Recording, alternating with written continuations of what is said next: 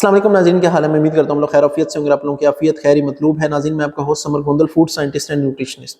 नाज़रीन, आज का टॉपिक खास तौर पे हमारी एलीट क्लास के लिए बहुत अहम होने वाला है, लेकिन ये आजकल हर मर्द औरत का, बच्चे का, अमीर हो या गरीब, उसका मसला ज़रूर है। वो क्या नाज़रीन, हमारे जितने भी पाकिस्तान के बड़े शहर हैं, आप कराची चले जाएँ, इस्लामाबाद चले जाएँ, लाहौर चले जाएँ, वहाँ आपको कुछ क्लिनिक्स नज़र आएंगे। वो क्या होगा, वो आपको बताएंगे कि हमारे पास जी आप आ जाएं, हमारा कोर्स आप इनरोल करें, क्या हम आपको ऐसी टेक्निक्स बताएंगे, आप बड़ी आसानी से अपना वेट रिड्यूस कर पाएंगे। वो डाइटिशियंस भी हो सकते हैं, वो डॉक्टर्स भी हो सकते हैं, और वो सिंपल हेल्थ कोच भी हो सकते हैं। तो नाज़रीन, वो आपको क्या कहेंगे कि यार आपको ना खाना कंट्रोल करने की जरूरत नहीं है, आपको एक्सरसाइज कंट्रोल करने की भी जरूरत नहीं है। अगर आपने एक्सरसाइज भी नहीं करनी, डाइट भी नहीं कंट्रोल करनी, तो फिर क्या, वो आपको कहेंगे हम आपको ये कुछ मेडिसिन बता रहे हैं, ये हार्मोन आपने लगवाना है और आपका वेट रिड्यूस होना शुरू हो जाएगा।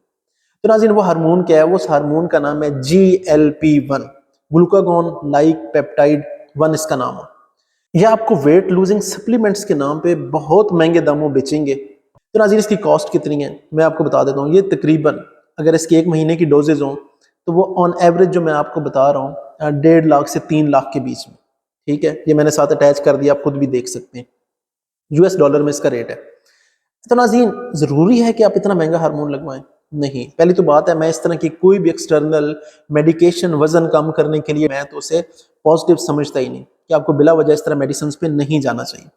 लेकिन नाज़रीन, ये हार्मोन तो हमारी बॉडी में भी पैदा हो सकते हैं।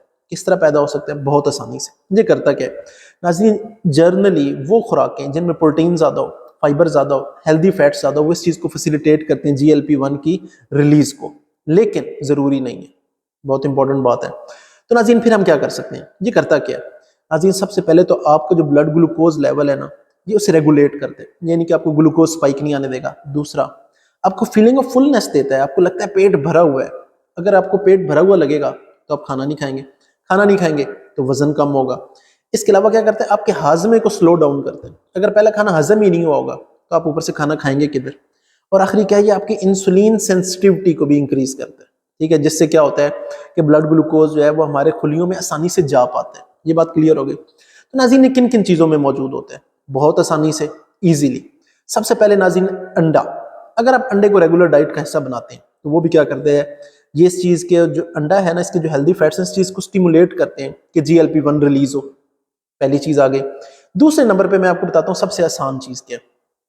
आप गंदम का आटा, जौ का या जवी का, तीनों मिक्स कर लें या एक को रेगुलर हिस्सा बनाएं, लेकिन शर्त यह है कि आपने वो आटे को छानना नहीं है। क्यों? उसके वो जो अंदर फाइबर मौजूद है, जो चोकर मौजूद है, वो क्या करता है कि जो हमारी गट में बैक्टीरिया आंतों में, वो फर्मेंटेशन करके क्या करता है, शॉर्ट चेन फैटी एसिड्स बना देते हैं। ये शॉर्ट चेन फैटी एसिड्स में कौन कौन से आ जाते हैं?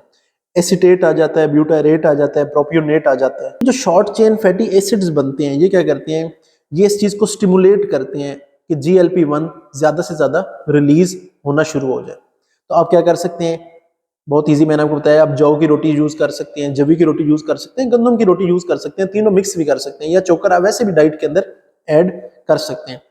ऐसा इसके अलावा कुछ नट्स भी हैं, कुछ महंगे हैं, कुछ सस्ते भी हैं। वो कौन कौन से हैं? आप पिस्ता यूज कर सकते हैं, मूंगफली यूज कर सकते हैं, बादाम ऑन अ डेली बेसिस। कितना यूज कर लें? आधी मुट्ठी के बराबर आप यूज करना शुरू कर दें। वो भी क्या करेंगे कि उनके अंदर जो हेल्दी फैट्स हैं वो इस चीज को स्टिमुलेट करते हैं कि GLP-1 ज्यादा से ज्यादा रिलीज हो। फिर एक अमीर लोगों की चीज आ जाती है, एवोकाडो। अगर आप एवोकाडो को भी डेली डाइट का हिस्सा बनाते हैं तो वो भी इस चीज को फैसिलिटेट करता है कि GLP-1 ज्यादा से ज्यादा रिलीज हो। नहीं तो फिर एक लास्ट चीज आ जाती है, ऑलिव ऑयल। ऑलिव ऑयल क्या करता है, वो भी इस चीज को स्टिमुलेट करता है कि GLP-1 रिलीज हो। अगर ये रिलीज होगा तो फिर क्या होना शुरू हो जाएगा कि ऑटोमेटिकली आपका वजन कम क्यों होगा, कि आपको फीलिंग ऑफ फुलनेस आएगी कि पेट भरा हुआ है, खाना आहिस्ता हजम होगा, तो फिर आप ज्यादा खाएंगे नहीं। इसलिए वो कहते हैं कि आपको एक्सरसाइज करने की भी जरूरत नहीं है और डाइट कंट्रोल करने की जरूरत नहीं है। जब ऑटोमेटिकली भूख नहीं लगेगी तो आप खाएंगे नहीं। और इंसुलिन की सेंसिटिविटी को इन्हांस करता है, तो उससे क्या होता है कि डायबिटीज रिवर्सल में भी आपकी हेल्प आउट होगी। तो ये आपको कोई भी इतना महंगा हार्मोन लगवाने की जरूरत नहीं है। अगर आप इन टेक्निक्स पे चलेंगे, इन चीज़ों को रेगुलर डाइट का हिस्सा बना लें, एक को, सबको, तो ऑटोमेटिकली आपको इसका बेनिफिट हासिल होना शुरू हो जाएगा। नाज़रीन, मैं उम्मीद करता हूँ आज का सेशन आपके लिए फायदेमंद रहा होगा। किसी किस्म का कोई सवाल हो तो कमेंट बॉक्स में पूछ सकते हैं। अपने होस्ट समर गोंदल को इजाज़त दें। अल्लाह हाफिज़।